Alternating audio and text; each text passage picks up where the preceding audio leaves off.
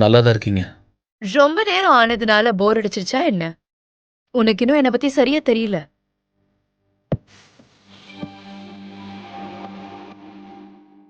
பார்ட்டிக்கு இப்படி வர முடியாது. அதனால கொஞ்சம் கெட்டப் சேஞ்ச் பண்ணலாம். Try this.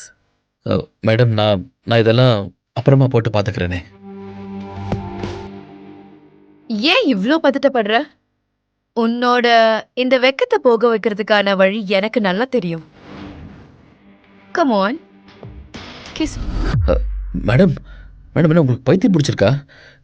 இந்த இந்த நாடகத்தை நீங்கள் உண்மையாக்க ட்ரை பண்ணாதீங்க ப்ளீஸ். ராஜேஷ், தேவ் தங்கச்சியோட ட்ரீட்மெண்ட்டுக்கு கம்பெனி தானே செலவு பண்ணுது. நம்ம நினைச்சா அதை ஸ்டாப் பண்ணிடலாம்ல. எதுக்கு இப்படிலாம் நீங்கள் பண்ணுறீங்க? உங்களுக்கு மனசாட்சியே இல்லையா? எதுக்கு இப்படிலாம் பண்ணுறீங்க நீங்கள்? ப்ளீஸ் நீங்கள் எதுவும் சொல்லாதீங்க மேடம். உன் கண்ணுல இன்னும் காதல் தெரியவே இல்லையே. அத நீ முதல்ல எனக்கு காட்டு.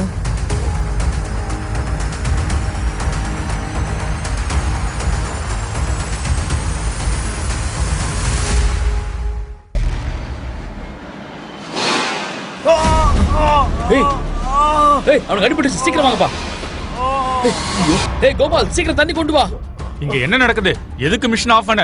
இது என்ன அப்பனோடதா? சரி, உன் நிலைமை கொஞ்சம் பாருங்க. மிஷின் ஆஃப் பண்ணலன்னா இந்நேரம் உயிரே போயிருக்கும். அவன் தானே கையை விட்டுக்கிட்டான். இது பழைய மிஷின், பார்த்து தான் செய்யணும்னு அவனுக்கு தெரியும்ல. இவனோட வருமானத்தை வச்சுதான் வீட்டுல எல்லாத்தையுமே பார்த்துட்டு இருக்கான். இவன் தங்கச்சிக்கு வேற உடம்பு சரியில்லை. இவ்வளவு பிரச்சனை வச்சுட்டு எப்படி ஒருத்தர் நிம்மதியா வேலை பார்க்க முடியும்?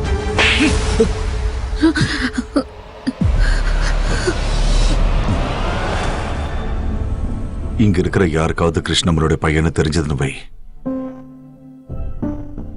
என்னோட எதிரிகள் அவனை சும்மா விட மாட்டாங்க. அவனும் அப்படியே என்ன மாதிரி தான். இது எல்லாமே இன்னும் கொஞ்ச நாளைக்கு மட்டும்தான்.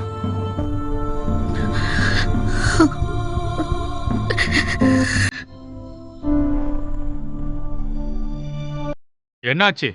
இன்னும் ஏதாவது பேசணுமா? போய் வேலையை பாரு, இல்லைன்னா உன் கையை உடைச்சிடுவேன். அப்புறம் பிளாட்ஃபார்ம்ல பிச்சை தான் எடுக்கணும், புரிஞ்சுதா? என்ன இங்க வேடிக்கை? போய் வேலையை பாருங்க, போங்க. இனி என் குடும்பத்தை நான் எப்படி பார்த்துப்பேன்? நீ இதெல்லாம் யோசிக்காத தேவ். இதை பத்தி யோசிச்சு நீ தேவையில்லாம டென்ஷன் ஆயிட்டு இருக்காத. உன்னோட தங்கச்சி எனக்கும் தங்கச்சி மாதிரி தானே. அவங்க 2 பேரையும் நான் பாத்துக்கிறேன். நீ எந்த கவலையும் பண்ணாத. நான் இதுக்கு உனக்கு திருப்பி என்ன செய்ய போறேன்? அடி வேணுமா உனக்கு? எனக்கு அப்பா அம்மா குடும்பம்னு யாரும் இல்லை. அதான் எனக்கு இங்க இத்தனை பேர் இருக்கீங்கல்ல, நீங்களும் தான் என் குடும்பம். அப்படின்னா ஃபேக்டரியில வேலை செய்யற எல்லாரும் உங்க குடும்பம். நான் சொல்றது சரிதானே? ஆனா இது உங்க மேனேஜருக்கு புரியல. டோன்ட் வரி, அவர்கிட்ட நான் தெளிவா பேசிக்கிறேன். அப்புறம் தேவ் தங்கச்சியோட ட்ரீட்மெண்ட் எல்லாத்தையுமே நான் பாத்துக்கிறேன். மேடம், நீங்க? நான் ஷாலினி சக்சைனா, இங்க புதுசா ஜாயின் பண்ணிருக்க செக்ரட்டரி. ஓகே, இனிமே நாம எல்லாரும் ஃப்ரெண்ட்ஸ் தானே? இந்த இதை வச்சுக்கோ. வெளியில கம்பெனியோட வண்டி இருக்க, நீ உடனே ஹாஸ்பிட்டல் போயிட்டு வா. இந்த மேடம் பார்த்தா ரொம்ப நல்லவங்க மாதிரி தெரியுது. ஆமா ஆமா, இனிமே நமக்கு எந்த கஷ்டமும் இருக்காதுன்னு நினைக்கிறேன். இங்கே என்ன நடக்குது? அவ யாருன்னு கூட எனக்கு தெரியல, ஆனா அவ எனக்கு சொந்தமானவன் தோணுது. மேடம், அது நாயக் சார் வராருன்னு சொல்லியிருந்தாங்க. எல்லாரும் சொல்றாங்க நாயக் சார் எல்லாருக்குமே உதவி பண்ணிருக்காருன்னு. மேடம், நீங்க சொன்னீங்கன்னா தேவுக்கு சார் ஹெல்ப் பண்ணுவார்ல? இங்க பாரு, நாயக் சாருக்கு முன்னாடி வாயை திறக்காத, அப்புறம் ஃபேக்டரிக்கு வர முடியாது, புரிஞ்சதுல? நாம இப்ப இதை பேசி ப்ராப்ளம் ஆக்க வேண்டாம். நம்ம அப்புறமா பாத்துக்கலாம், சரியா? யோ, என்னையா பண்றீங்க? என்ன உங்களுக்கு பைத்தியம் பிடிச்சிருக்கா? எதுக்கு என் பொருளை வெளியே தூக்கி போட்டிருக்கீங்க? தூக்கி போடாம நீ 3 மாசமா வாடகையே தரல. முதல்ல அதை எடுத்து வைக்கிற வழியை பாரு. அங்கிள், நான் சொல்றது கொஞ்சம் தயவு செஞ்சு நம்புங்களேன். எனக்கு வேலை கிடைச்சா இப்ப வெறும் 3 மாசம் தான் ஆக போகுது. நான் தான் வேலைக்கு போயிட்டு இருக்கேன்ல. எனக்கு ஒரு 5 நாள் மட்டும் டைம் கொடுங்களேன். 5 நாள் இல்ல, 5 நிமிஷம் கூட உனக்கு டைம் தர தயாரா இல்ல. எனக்கு வாடகை கொடுக்க முடியலன்னா போய் பிளாட்ஃபார்ம்ல தங்கிக்கடா. இங்க இருந்து போ. அங்கிள், ஏய், இந்த போட்டோக்கு மட்டும் ஏதாவது ஒன்று ஆயிருந்ததுன்னா உன்னை என்ன பண்ணிருப்பேனே தெரியாத. அங்கிள், இதான் என்கிட்ட மிச்சம் இருக்கிற ஒரே ஒரு ஃபேமிலி போட்டோ. ப்ளீஸ் அதை என்கிட்ட கொடுத்துருங்க. இந்த அப்படி சாயந்தரத்துக்குள்ள வாடகை வரல, உன் போட்டோவுக்கு தான் மாலை போட வேண்டி வரும், புரியுதா? வாங்க போலாம். எனக்கு என் பையன் கூட பேசணும். I have a plan.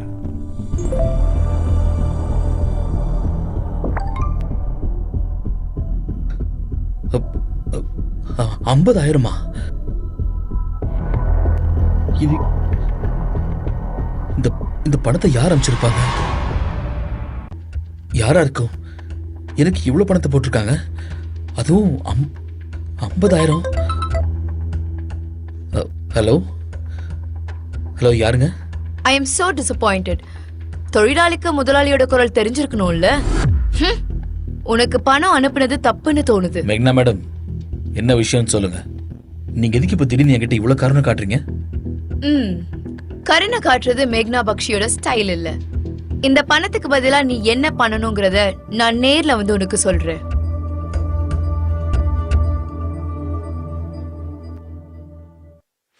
நான் கொடுத்த 50,000க்கு பதிலா நீ எனக்கு ஒரு சின்ன வேலை செஞ்சாகணும். என் பர்த்டே பார்ட்டிக்கு நீ என் பாய் ஃப்ரெண்டா என் கூடவே வந்தாகணும். என்ன? உங்க பாய் ஃப்ரெண்டாவா? ஐ நோ, உன் தகுதிக்கு மீறின விஷயம்தான். ஆனா நோ சொல்றதுக்கு உனக்கு ஆப்ஷன் இல்லவே இல்ல. நீ செஞ்சுதான் ஆகணும். நீ இதுக்கு சம்மதிக்கலனா யூனிட் மொத்தத்தையும் கலைச்சிருவேன். அப்புறம் புது யூனிட்ல பழைய ஆள் ஒருத்தர் கூட இருக்க மாட்டீங்க, புரியுதா? மேடம், இந்த மாதிரி பணத்துக்கு வேலை போற ஆள் நான் கிடையாது. Interesting, very interesting.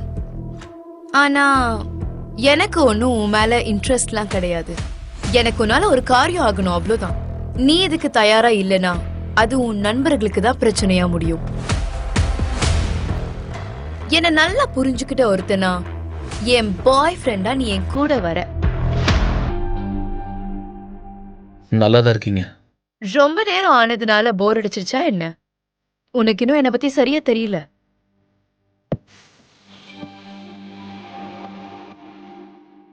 பார்ட்டிக்கு இப்படி வர முடியாது, அதனால கொஞ்சம் கெட்டப் சேஞ்ச் பண்ணலாம். Try this. மேடம், நான் இதெல்லாம் அப்புறமா போட்டு பாத்துக்கிறேனே. ஏன் இவ்ளோ பதட்டப்படுற? உன்னோட இந்த வெக்கத்தை போக வைக்கிறதுக்கான வழி எனக்கு நல்லா தெரியும். Come on, kiss. Madam madam, என்ன உங்களுக்கு பைத்தியம் பிடிச்சிருக்கா? இந்த இந்த நாடகத்தை நீங்க உண்மையாக்க ட்ரை பண்ணாதீங்க ப்ளீஸ். ராஜேஷ், தேவ் தங்கச்சியோட ட்ரீட்மெண்ட்டுக்கு கம்பெனி தானே செலவு பண்ணுது. நம்ம நினைச்சா அதை ஸ்டாப் பண்ணிடலாம்ல. எதுக்கு இப்படிலாம் நீங்க பண்றீங்க? உங்களுக்கு மனசாட்சியே இல்லையா? எதுக்கு இப்படிலாம் பண்றீங்க நீங்க? ப்ளீஸ், நீங்க எதுவும் சொல்லாதீங்க மேடம். உன் கண்ணுல இன்னும் காதல் தெரியவே இல்லையே, அத நீ முதல்ல எனக்கு காட்டு.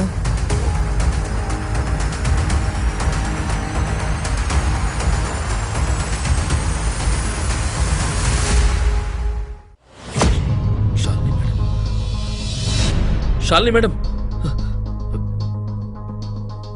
ஷாலினி மேடம், ஷாலினி மேடம், நான் சொல்றது கொஞ்சம் கேளுங்க. ஷாலினி மேடம், மேடம் இருங்க.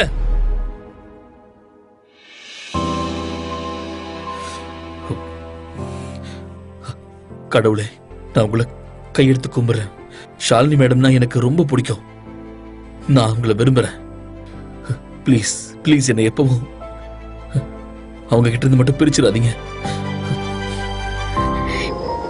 சார், எல்லா பொருளும் வந்துருச்சு. பரவாயில்லையே, சீக்கிரமா முடிச்சிட்ட. என்ன சார் இது? 100 ரூபா கொடுக்கறதான டீலு? ஒண்ணு நீ என்ன நினைச்சுக்கிட்டு இருக்க? இதுவே உனக்கு அதிகம். இவ்வளவு கம்மியா பொருள் எடுத்திருக்க, உனக்கு 100 ரூபாய் கொடுக்கணுமா? காசு சம்பாதிக்கிறது என்ன சுலபமா? சார், இது நான் கஷ்டப்பட்ட காசு. வேர்வை ரத்தத்தை சிந்தி உழைச்சிருக்கேன். 100 ரூபாய்க்கு 1 ரூபா குறைஞ்சாலும் இந்த இடத்த விட்டு நான் போக மாட்டேன். இங்க பாரு, நீ செஞ்ச வேலைக்கு நான் 50 ரூபாய் தான் கொடுப்பேன். அந்த 50 ரூபாய் வேணாம்னா பொருளை கொண்டு போய் திரும்ப வச்சிடு. நீ ஒண்ணு பண்ணு, இதையும் நீயே வச்சுக்கோ. கிரிஷ், நாங்க தான் உன்னோட அம்மா அப்பா, நீ எங்களோட பையன். நீங்க என்ன விளையாடுறீங்களா?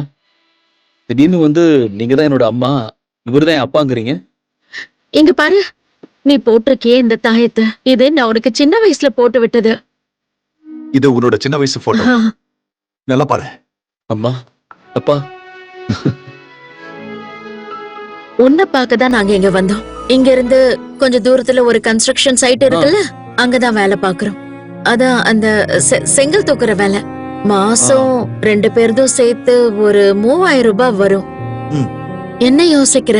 3000 ரூபாய வச்சுக்கிட்டு எப்படி குடும்பம் நடத்துறதுன்னு யோசிக்கிறியா? அம்மா நீங்க என்னம்மா சொல்றீங்க? இப்போ நாம ஒன்னா தானே இருக்கோம், கவலைப்பட வேண்டிய அவசியம் இல்ல. ஆ, இப்பதான் எனக்கு ஞாபகம் வந்துச்சு, நான் மேக்னாவோட ஃபேமிலி சந்திக்க போனோம். மேக்னா? யாரு மேக்னா? மேக்னா என்னோட கேர்ள் ஃப்ரெண்ட். நான் அவ்வளவுதான் கல்யாணம் பண்ணிக்கலாம்னு இருக்கேன். அப்படியா? நீங்களும் என் கூட வரீங்களா? ஆ, வரும்.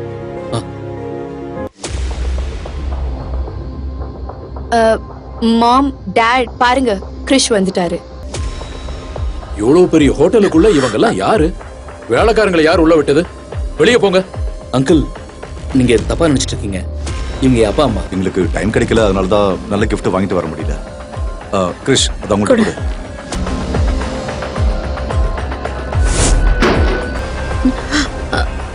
இந்த கல்யாணம் நடக்காது. நீங்க எங்களுக்கு தகுதியானவங்க இல்ல. அங்கிள், நீங்க என்ன இப்படி பேசுறீங்க? இவரு உண்மையை தான் சொல்றாரு.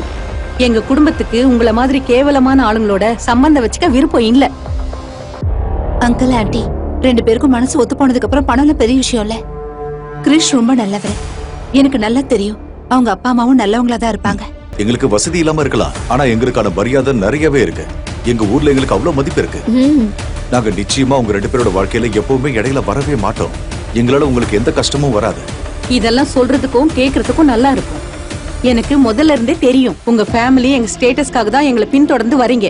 என் பொண்ணை கல்யாணம் பண்ணிக்கணும்னு நினைக்கிறல்ல, அப்படின்னா முதல்ல போய் ஒரு வீட்டை வாங்கு. இல்லனா என் பொண்ணு எங்க வந்திருப்பா? ரோட்லயா? பதில் சொல்லு. ஆண்டி, இன்னும் 2 வருஷம் இருக்குல்ல, அதுக்குள்ள பணம் சேர்த்து வச்சு நான் வீட்டை வாங்கிடுவேன். 2 வருஷம்னா 24 மாசம். நிறைய பணக்காரங்க என் பொண்ணை கல்யாணம் பண்ண விருப்பப்படுறாங்க. உன்னால வீடு வாங்க முடியலன்னா இந்த கல்யாணம் நடக்காது. இங்க இருந்து கிளம்புங்க. அட, வீடுதான் பிரச்சனைனா அதை வாங்கிட்டா போச்சு. ஆ, அப்பா, வளர்ட்டீங்க. சாரிப்பா, ஏதோ உணர்ச்சி விஷயத்துல உளறிட்டேன். ஏழைங்க எப்பவும் வாய் திறந்து உளறிடக்கூடாது. சரி, ஓகே. நாளைக்கு நாங்க உங்க வீட்டை பார்க்க வரோம். கண்டிப்பா வாங்க. Most welcome. சாப்பாடு ரொம்ப நல்லா இருந்துச்சுல்ல? நாளைக்கு உங்க வீட்டுக்கு வந்து சந்திக்கிறோம். ஓகே? கண்டிப்பா வாங்க வாங்க. ஆ, போயிட்டு வரோம். அப்பா, வீட்டை வாங்கிடுவேன்னு நீங்க எப்படிப்பா சொன்னீங்க? நாங்க இத்தனை வருஷமா வேலை செஞ்சுக்கிட்டு தானே இருக்கோம். நாங்களும் கொஞ்சம் சேர்த்து வச்சிருக்கோம், அதனாலதான் சொன்னேன். ஆமா, இதுல என்ன இருக்கு? 2-3 லட்சம் தானே ஆகும். 2-3 கோடி ஆனாலும் சாதாரணமா பண்ணிடுவோம். கண்ட்ரோல். அது அது அது வந்து எங்க பையனுக்கு முன்னாடி லட்சம் என்ன கோடி என்ன. நாளைக்கு போய் வீட்டை பார்க்கலாம். இப்போ எனக்கும் அம்மாவுக்கும் கொஞ்சம் கன்ஸ்ட்ரக்ஷன் சைட்ல ஒர்க் இருக்கு, அதனால இப்ப நீ கிளம்பு. நாளைக்கு நாங்களே வந்து உன்னை பார்க்கணும். Bye. என் பையன் ரொம்ப நல்லவனா இருக்கான். Morning sir. சரி சரி, இவ்வளவு வேகமா ரஷ் பண்ணாதீங்க. யாருக்காவது தெரிஞ்சா ப்ராப்ளம் ஆயிடும். Yes sir. பொறுமையா கொஞ்சம் சைடுல நில்லு. Okay sir. உங்க பையன் கல்யாணத்துக்காக வீடு வாங்க போறீங்கன்னு கேள்விப்பட்டேன். ஏதாவது காஸ்ட்லியான ப்ராப்பர்ட்டி பார்க்கலாமா? இல்ல வேண்டாம். பொண்ணு வீட்டுக்காரங்க ரொம்ப பேராசை பிடிச்சவங்க. ஒருவேளை நம்ம யாருங்கிற உண்மை அவங்களுக்கு தெரிஞ்சதுன்னு வை, கடுகு மாதிரி மொத்தமா புடுங்கி தின்னுடுவாங்க. ஒரு காஸ்ட்லி பில்டிங்ல ஒரு நல்ல சூப்பரான பிளாட்டை பாருங்க.